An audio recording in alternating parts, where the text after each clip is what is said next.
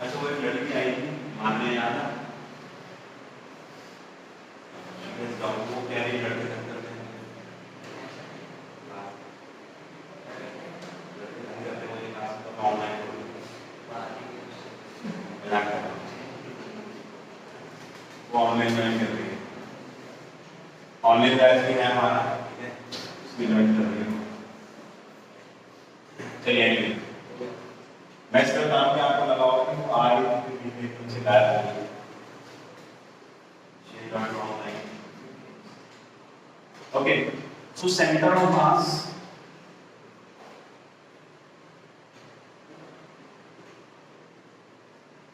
Centre of mass का मतलब क्या होता है, अगर कोई भी ऑब्जेक्ट है, जैसे अगर हम एक डिस्क की बात करें तो इसका पूरे का सेंटर पूरी बॉडी का मास है तो हम एक पॉइंट पर कॉन्सेंट्रेटेड मान सकते हैं, ठीक है, लेकिन उसकी कंडीशन है, ऐसे नहीं कि आप कहीं एक पॉइंट पर कॉन्सेंट्रेटेड मास मान लो, कहां पर हम मान सकते हैं उसकी कंडीशन है, क्या कंडीशन है,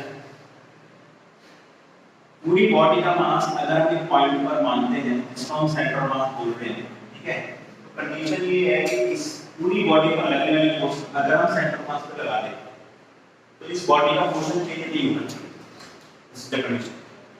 अब आपको कैसे हमें कैसे पता लगेगा कि भाई वो पॉइंट जो है वो कौन सा पॉइंट होगा जहां पर हम कॉन्स्टेंट माने सच दैट कि उसका मोशन चेंज ना हो, है ना, तो सही बात तो ये है हम ऐसे जगह नहीं करना है, आपको तो देखना ना, तो उसको कैलकुलेट करने का हमारे पास एक फॉर्मूला है, ठीक है, वो जो फॉर्मूला है वही सेंटर ऑफ मास को कैलकुलेट करने का फॉर्मूला है, ठीक है, तो इसकी डेफिनेशन है वो हम क्या लिखेंगे, it is a point where whole mass of body can be assumed to be concentrated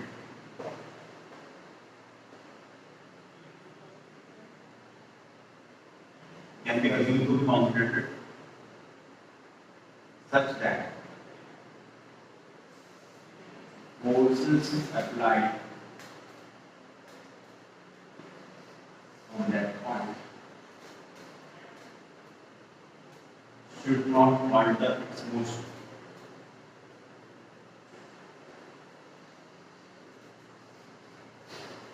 तो ऐसी जगह पर हम सेंटर ऑफ मास को यूज करेंगे कि उस पे लगने वाली फोर्स जो है उस बॉडी का मोशन को चेंज ना करे, राइट।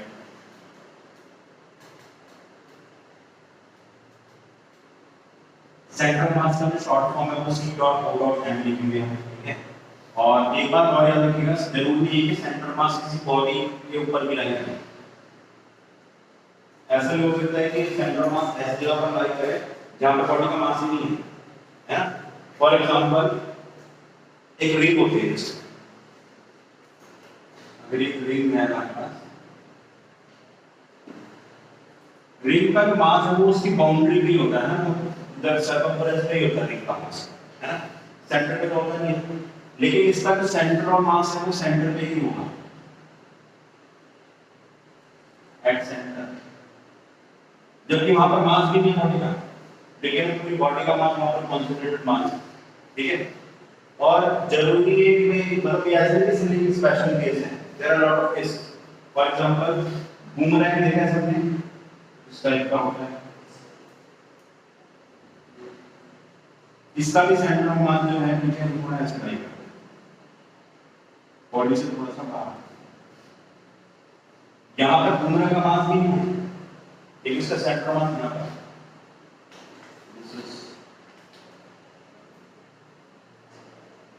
ठीक है, ऐसी एल शेप जो होती है इसका सेंटर ऑफ मास यहाँ नहीं है, ठीक है, तो there are lot of cases जहां पर उस बॉडी का जो मास है वहां प्रेजेंट भी नहीं है, सेंटर ऑफ मास उस जगह पर हो सकता है, ठीक है, कैसे कैलकुलेट करेंगे उसके लिए हमारे पास फॉर्मूला है, ठीक है, तो हम याद रखेंगे सेंटर ऑफ मास मे और may not lie on body, ठीक है, तो ये चीज आपने याद रखनी है। दूसरी बात, center of mass of symmetric shapes, symmetric bodies with uniformly distributed mass.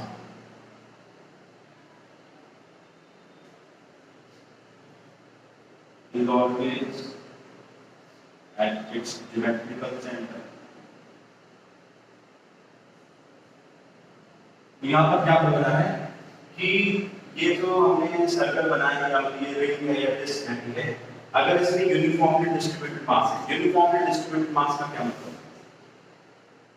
है? यूनिफॉर्मली डिस्ट्रीब्यूटेड मास का क्या मतलब? हाँ, हर पॉइंट पर हर पार्टिकल का जो मास है वो इक्वल है हर जगह। यानी कि कहने का मतलब ये जो डिस्क है इसका कहीं से भी मैं यूनिट वॉल्यूम काट के आगे निकालना है, यहाँ से कहीं से भी यूनिट वॉल्यूम बाहर निकालना काट के, तो उसका जो मास है बाकी यूनिट वॉल्यूम से उसके बराबर है। इन शॉर्ट हर जगह जो मास है वो बराबर आपने बांट दिया है उस बॉडी में। कहीं पर भी ऐसा नहीं कहीं ज्यादा मास देगा, ठीक है। तो अगर यूनिफॉर्मली डिस्ट्रीब्यूटेड मास है तो उस बॉडी का सेंटर ऑफ मास हमेशा कहां पर रहेगा? उसके ज्योमेट्रिकल सेंटर। ज्योमेट्रिकल सेंटर का मतलब मैथमेटिकल की जो शेप होती है, सर्कल हो गया, ट्रायंगल हो गया और स्फीयर हो गया, ठीक है, ये जो शेप्स हैं इनकी जो एक्चुअल में ज्योमेट्रिकल सेंटर है वहीं पर सेंटर ऑफ रहेंगे। कब? यूनिफॉर्मली डिस्ट्रीब्यूटेड मास। अगर यूनिफॉर्मली डिस्ट्रीब्यूटेड मास नहीं है तो आपको कैलकुलेट करना होगा, ठीक है। तो ये जो सिमेट्री वाला केस है इसमें एग्जांपल देते हैं, जैसे स्क्वायर है ना, ये स्क्वायर है, ये इसका centre of mass, geometrical centre, ठीक है। Similarly triangle,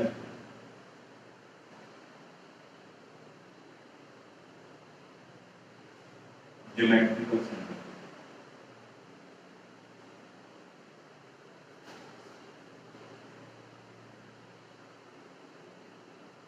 geometrical center. There is a whole circle.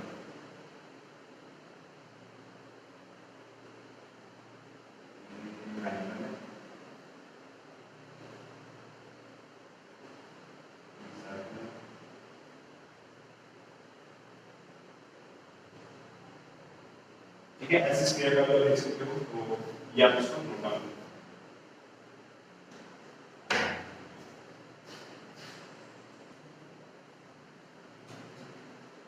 तो अब सेंटर ऑफ मास जो है, ठीक है, वो कैलकुलेट कैसे करेंगे? उसके लिए हमारे पास कॉन्सेप्ट है,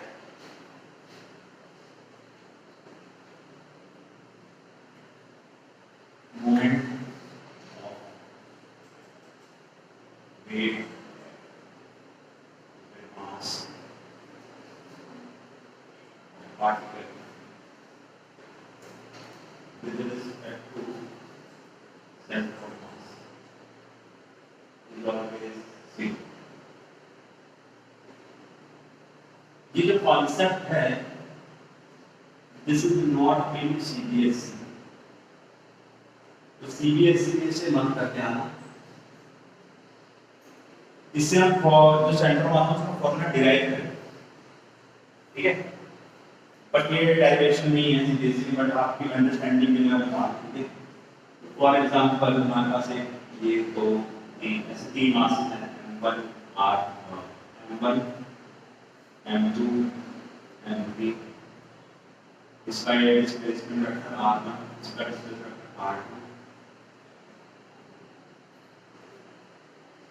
और ये R3। इन तीनों का सेंटर ऑफ मास मान लेते हैं यहाँ पर।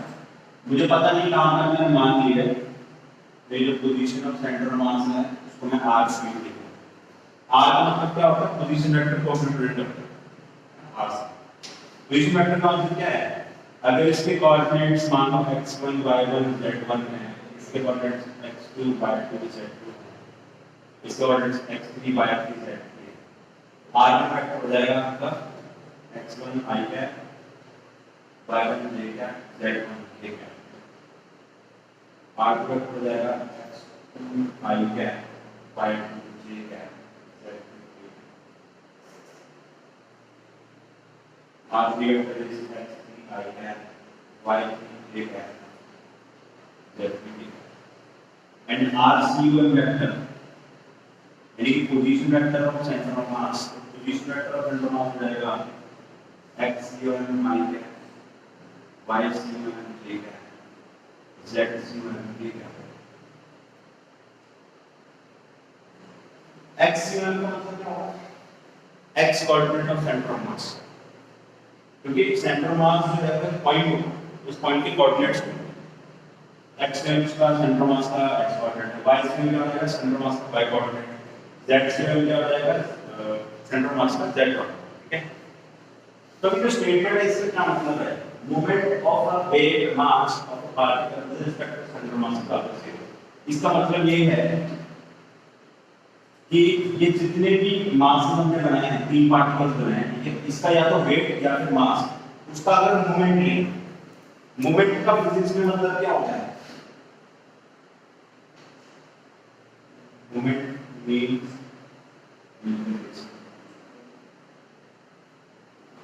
is cross product, that is product of physical quantity with displacement or movement। यानी कि अगर मैं वेट का मोमेंट बोलूंगा, मोमेंट ऑफ वेट, इसका मतलब क्या हो जाएगा? mg into r।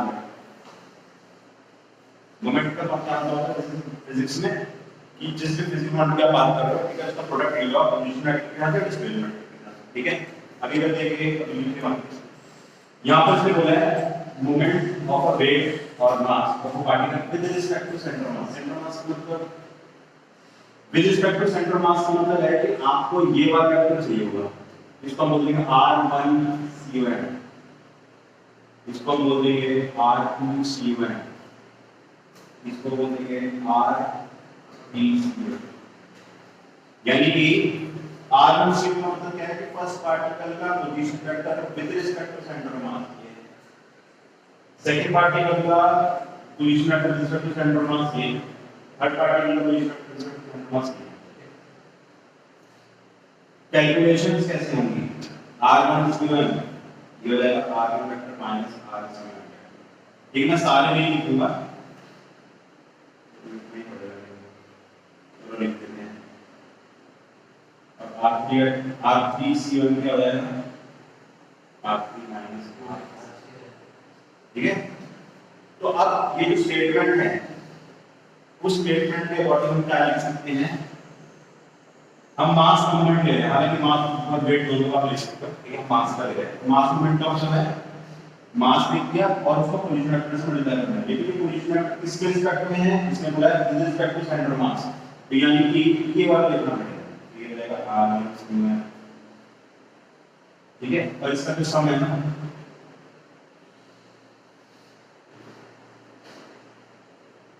यहाँ पर एक चीज और लिखनी पड़ेगी, इसको ऐड करें, sum of moment of weight and mass of all particles. इसको थोड़ा करेक्ट कर लेना बाद में, अभी देख लो इसको। ठीक है, m1 r1, ठीक है, ये मैं फर्स्ट पार्टिकल का मोमेंट ले लिया, सेकंड पार्टिकल का मोमेंट हो जाएगा r2 c1, थर्ड का हो जाएगा m3 r3 c1, इन तक का सम 0। ठीक है, अब इसको ओपन कर लेते हैं, तो हो जाएगा m1 r1 माइनस r2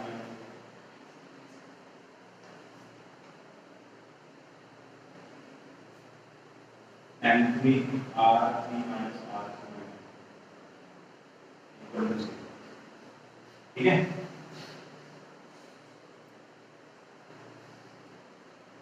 अब हम m1 m2 से मल्टीप्लाई कर देंगे, तो m1 r1 minus m1 r2 m2 r2 equal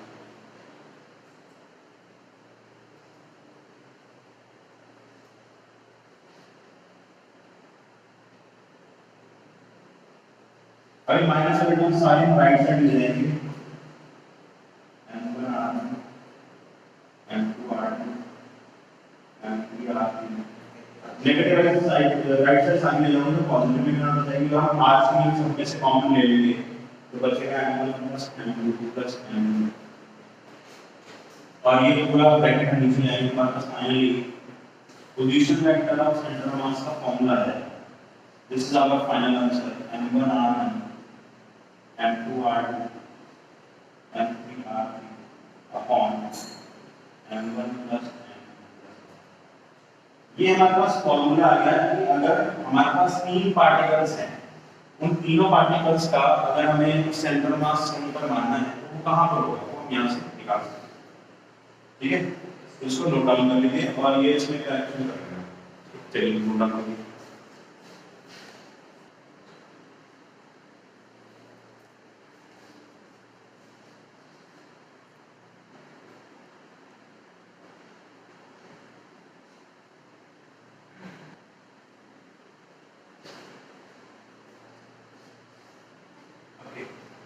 तो ये हमारे पास जो फॉर्मूला है इसके अल्टीमेट फॉर्मूला जिससे हम सेंटर मास की लोकेशन कैलकुलेट करेंगे किसी भी पार्टिकल सिस्टम की है ना तो ये जो फॉर्मूला है क्या करता है कि हमारे पास मान लो तीन पार्टिकल्स हैं तीन से ज्यादा भी हो सकते हैं हमने डेरिवेशन तीन के लिए लिया है there can be any number of particles सबके लिए वही होगा कि अगर मान लो चार पार्टिकल तो m4r4 और मिल जाएगा नीचे m आ जाएगा अगर n पार्टिकल तो कौन सा होगा m1 r1 में स्प्रेड हो जाएगा ओके सो r शेप का जो फॉर्मूला है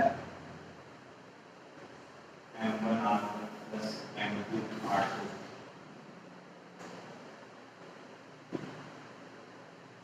इसको हम सिग्मा लिखते हैं सिग्मा मतलब सब मासेस का सम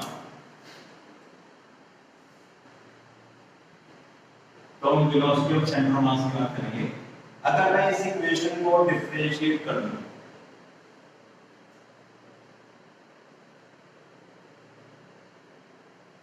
तो पोजीशन वेक्टर को डिफरेंशिएट करने में क्या आता है वेलोसिटी है ना तो यहां पर हमारा हो जाएगा velocity of centre of mass है ना rate of change of position vector of centre of mass है velocity of centre of mass अब यहां पर जो सिग्मा है ये कांस्टेंट है क्योंकि मास विल नॉट चेंज और अगर यहां पर बात करें तो जाएगा m1 dr by dt m2 dr2 by dt m3 dr3 by dt mean sigma sign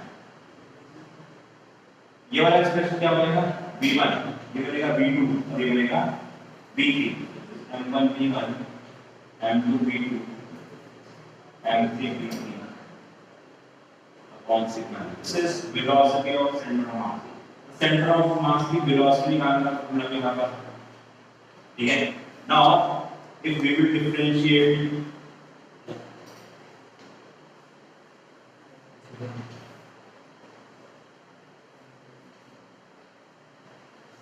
अगर हम डिफरेंशिएट करते हैं तो ये क्या देगा acceleration of centre of mass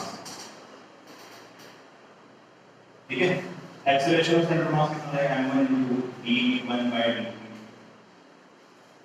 m2 d2 by dt जब साथ में नोट डाउन करो ना ये कोई डिफिकल्ट नहीं है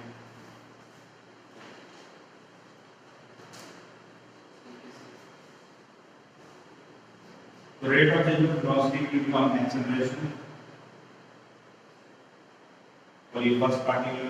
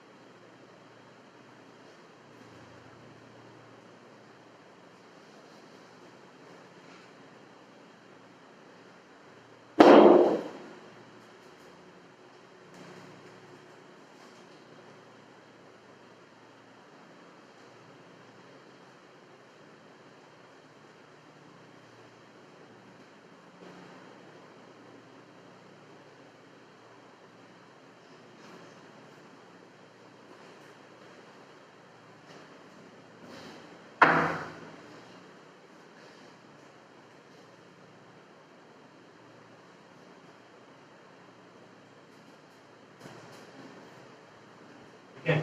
तो आगे बढ़ते हैं एक्सेलरेशन ऑफ सेंटर ऑफ मास को कंप्यूट करेंगे।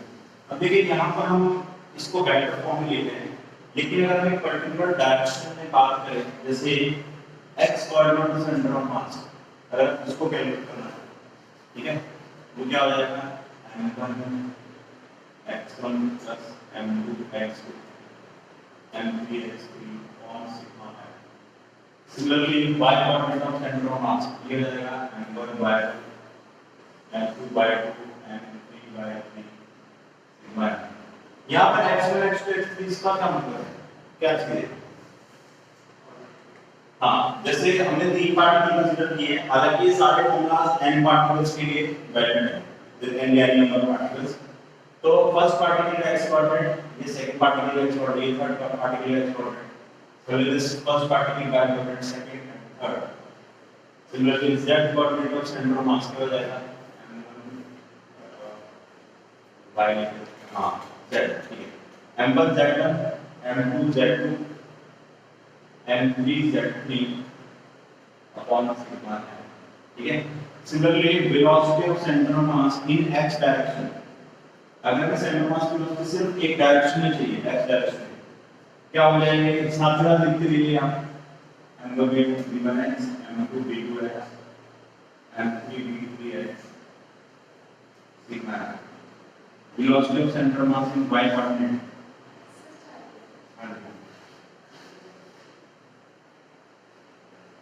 Okay, similarly bc1 y direction में m1 v1 y m2 v2 y m3 v3 y sigma है। Similarly bc1 z भी आप लिख सकते हो। Acceleration of centre of mass in x direction हो जाएगा m1 ax1 m2 ax a1x और a2x m3 a3x sigma. Similarly acceleration of centre of mass in y direction ये क्या लिख सकते हो, बस यहाँ पर y आ जाएगा। Acceleration of centre of mass in z direction वो भी आप लिख सकते हो, यहाँ पर z। ये समझ में आ गया? तो अगर आप एक नोटिस करो, ये सारे ही फॉर्मूले जैसे वेलोसिटी लिख रहे हैं तो x के अभी आ जाए, एक्सेलरेशन लिख रहे हैं तो x के आगे आ जाए, है ना।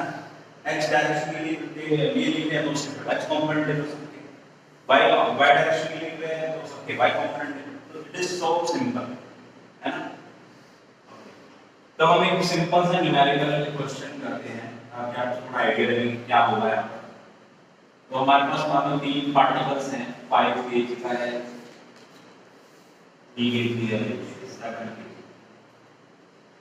इसके कोऑर्डिनेट हैं 1, 4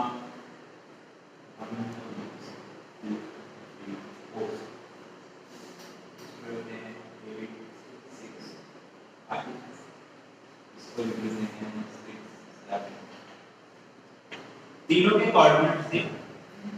You have to find x coordinate of center of mass, y coordinate of center of mass, z coordinate of center of mass, and position vector of center of mass। ये चार चीजें आपने कैलकुलेट करनी है, ठीक है।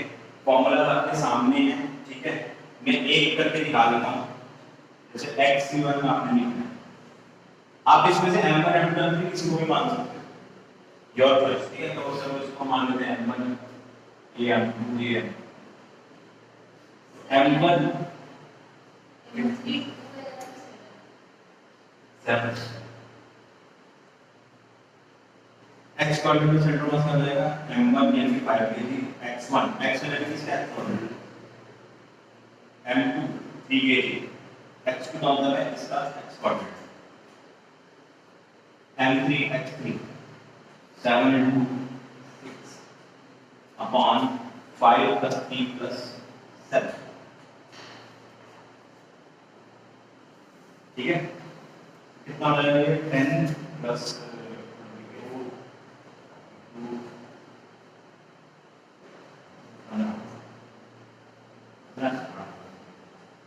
x coordinate center of mass कितना हुए 76, इसका x coordinate center of mass ठीक है। अब इसका y कोऑर्डिनेट सेंटर मास निकालो, z से और r से निकाल लो। और एक बात याद रखिए, ये अपने हम जो कर रहे हैं ना, ये डिस्क्रीट सिस्टम है।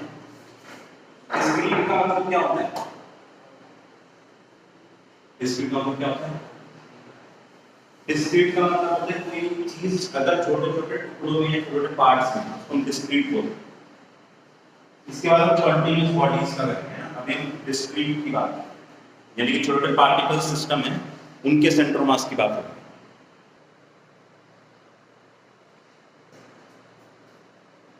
सो हम एक क्वेश्चन करते हैं। सपोज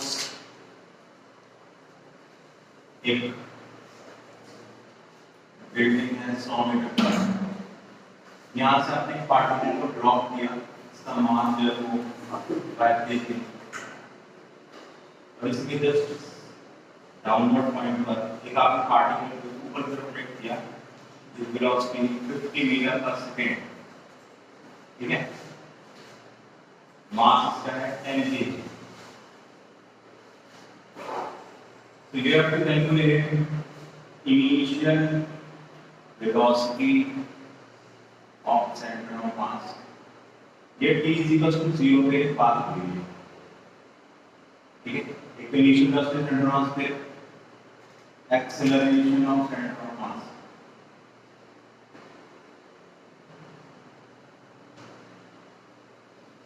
ठीक है। फिर थर्ड पॉइंट या फिर काम पहला ना चाहिए, फिर आगे बात करें।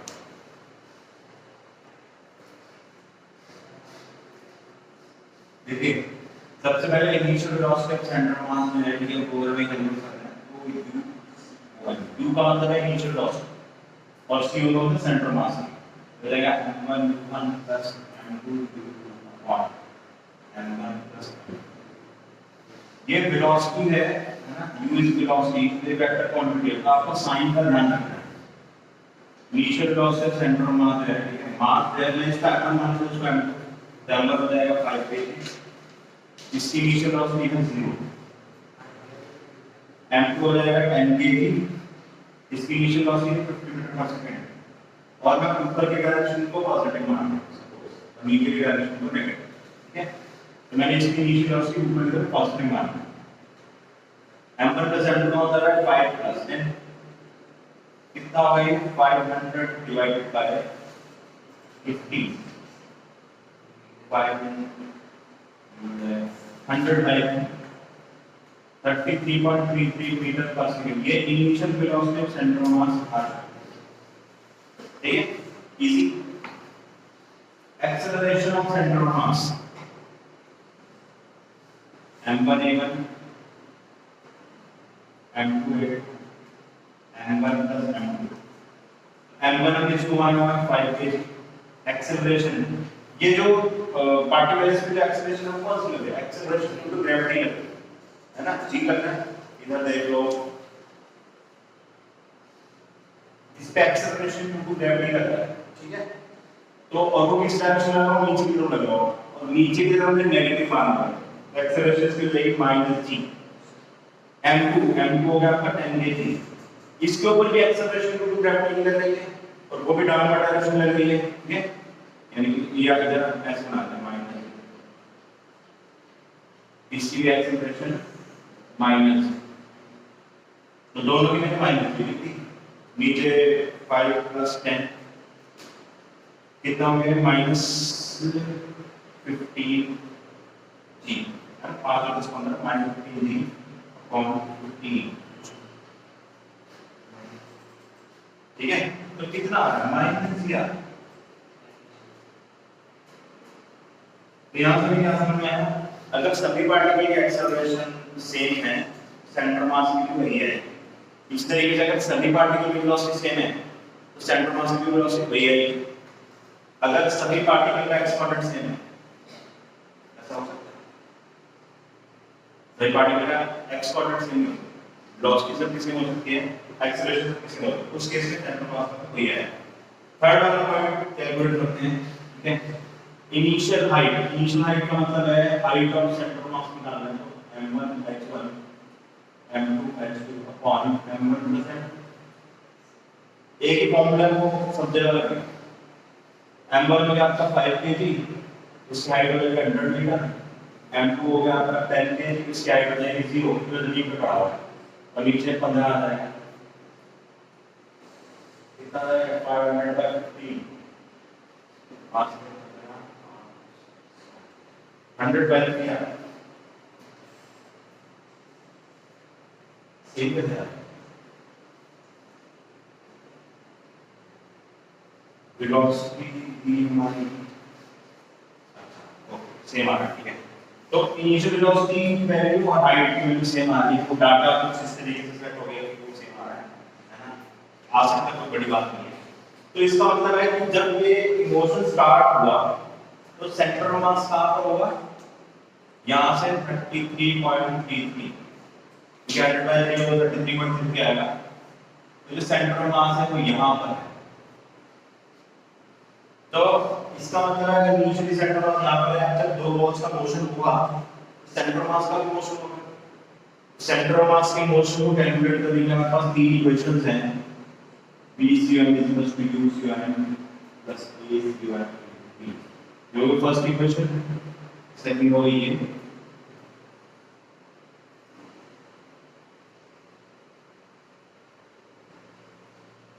यानी सबके सब्स्टिट्यूट में SC मतलब C1 में लागू करो, हमारा इक्वेशन मिल जाएगा सेंटर मास की कैलकुलेशन। ये तीन इक्वेशन आप यूज कर सकते हो, तो SN वाली में हो गया लगा सकते।